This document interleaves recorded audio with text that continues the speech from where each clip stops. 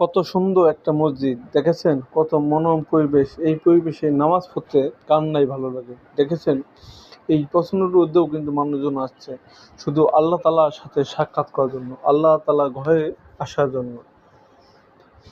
সবাই আল্লাহ তাআলার কাছে নিজেকে সমর্পণ করার জন্য, নিজে পাপগুলো মুছে ফেলার জন্য, আল্লাহ তাআলার কাছে ক্ষমা চাওয়ার জন্য। আল্লাহ তাআলা যেন সকলকে ক্ষমা করে দেয় এই আশায়, এবং যত জায়গায় মুসলমান আছে সবাইকে হেফাজত করে এই জন্য।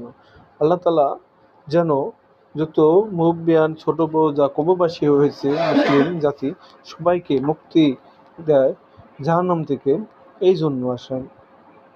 আল্লাহ তাআলা বাণীগুলো শুনতে খুব ভাল লাগে।